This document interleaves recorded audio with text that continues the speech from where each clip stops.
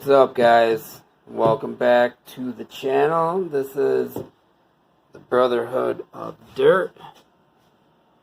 As promised, I wanted to go over the Makita 12-volt brushless impact driver, model DT04Z.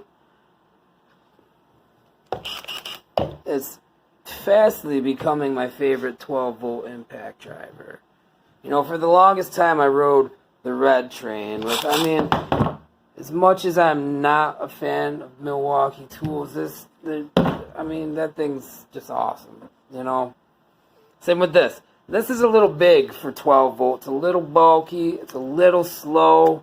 The battery life is not as efficient as the brushless tools, but it's still a great impact. Solid and effortless performance from Hilti, man. Their 12-volt tools are top-notch, don't get me wrong. Same with Milwaukee. You know, I'm just not the biggest fan. But I wanted to, give a quick comparison of these two because they are very similar, yet you never see anything about the Makita. You never hear anything. It's always Milwaukee, or lately it's been DeWalt with all their new 12-volt stuff out. But right now on Amazon, on HomeDepot.com, you can get this bare tool for like $79. And that's a hell of a deal. Compared to that, bare tool right now is like $119. They both put out around the same amount of torque. This is rated at 1,200 inch-pounds. The Milwaukee's like 1,200 to 1,400, depending on who you ask. We all know it has 3 speeds plus self-tapping mode. This guy has 3 speeds, a high, a low, and this auto assist mode, which gives you a little more driving control by, it starts out in low speed until it senses that your fastener is, getting through whatever material you're drilling through, and then it'll start revving up. It just gives you more control. It's a pretty cool idea. I don't use it that much because you do have a variable speed trigger. They both do. But for those of you who want to avoid, stripping out your screws, that may come in handy. I haven't really used it, so I can't speak of it. And I think the Hilti puts out like 975, 980 inch-pounds. RPMs are low. BPMs are low, whereas in low speed the Makita has 1,300 RPMs. The Milwaukee has around the same, 1,300 I believe. In high, we're going 3,300 RPMs and 4,000 beats per minute. And in high for the Makita, we're going, I think, maybe 3,000 in high and 3,900 BPM. So, they're super close, within a couple hundred RPMs of each other. And to tell you the truth, you don't really notice it. I'm not buying my tools based on how fast they are. I buy my tools on how much and what they offer me, as far as, this one has all the controls, and so does this one. You put these in low, they're basically screwdrivers. You could do low torque, fastening with both of these. The self-tapping screw mode on that one does come in handy when we're, doing metal to metal. But bare tool, they weigh about the same, within a few ounces, I believe. I don't have the specs right off the top of my head, but they're both super solid tools. I just like the slide pack style better than the pod. And I'm leaning more towards slide pack battery styles, as they provide a better grip, a better surface, they just feel better. This one, it's nice. It's bulkier. This one fits my hand better. Again, this is about my preference. They both have digital speed selectors, which I think in the long run, we may see more issues with these as dust and moisture starts to ingress. But for now, you just push the button to change modes. This one also has the light control. You long, I don't know if you can see it, you long press the selector, and the light comes on and off. Pretty cool. You don't get that with the Milwaukee. Does it make that much of a difference? Not really. You can see I got my Apex U-Guard bit in there. I was installing some door handles. Just testing it out. It's a pretty handy feature if you're worried about damaging, I don't know, items, materials, stuff like that. It came in really handy. I didn't mar up a door handle for like the first time ever using a drill. So check those out. Apex U-Guard bits. They sent out a bunch of them, I believe, a couple weeks ago. So, alright. What I wanted to do real quick, though, was give you a quick taste of what these guys can do as far as putting some screws home. Let me get set up real quick. My beautiful workbench has seen better days. We built this, believe it or not, like 2 years ago. And it's already fucking beat. There we go. There's a nice shot. Let me grab the Milwaukee real quick. I'm not gonna put these head to head. I'm just gonna give you a comparison, really quick. We'll start just 2-inch screws. Milwaukee.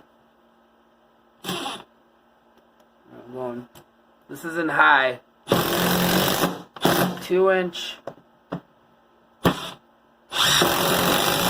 3-inch in high.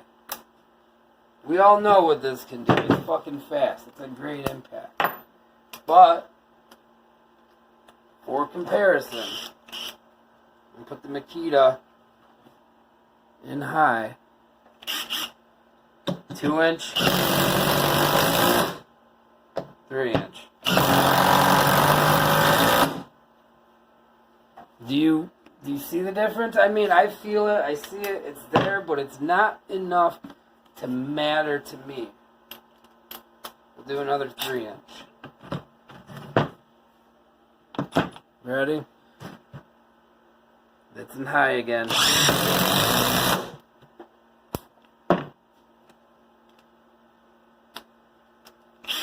It's a very capable tool. You can see it is a little bit slower, but ask yourself, $80, 120. If you're looking for a platform to invest in, maybe you go with Makita. Maybe you like slide pack styles better. Maybe you like the ergonomics. They do about the same amount of work. Actually, they do the same amount of work. They're both fucking awesome. We are blessed as crazy, insane tool nerds that have such a wonderful selection of tools at our disposal. Let's give thanks to the tool god, or whoever the fuck you believe in, man, because our variety is probably the best that's ever been. Our generation, right now, we have so many tools, guys. Be grateful for that. Be grateful for the competition. Be grateful for Makita and Milwaukee and my fucking Hilti sitting over there all by himself getting jealous. It's just a smaller timber lock. I'm going to show you what it can do. We're driving this. No problem.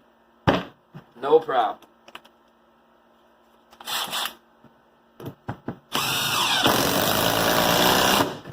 No problem. Another thing I should touch on, Milwaukee's got those quick chucks. Big fan of that. Makita. You got to pull up on the collet to get it started. Is that a deal breaker? Not for me. And then just for shits and giggles, the Hilti.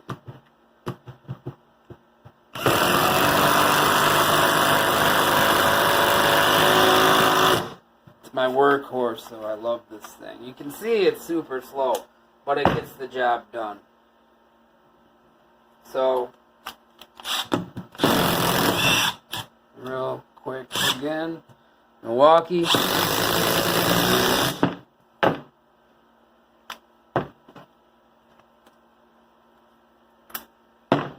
Getting ahead of myself.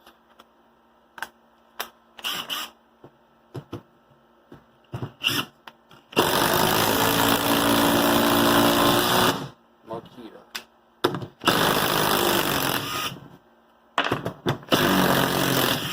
So yeah, guys. I mean, is it obviously slower? A little bit. It's not gonna change my opinion of that. Perhaps that gives you more control. Do we always need that much speed and torque in a 12-volt application? I don't know. I don't think we do. But, you know, for the depth of line, the platform, everybody loves Milwaukee. But Makita's got a decent platform too. They're kind of up and coming. Maybe not up and coming. They have good tools. So that's all I wanted to do, guys. Quick rundown of the Makita 12-volt CXT brushless impact driver. $80. If you're out there and you're like, hey, you want something to supplement this guy, say you want to give that a rest for a couple days, go buy this for $80. Batteries aren't much, you know, 49 for the 2 amp hour, I believe, 49 for the 4 amp and 39 for the 2 amp.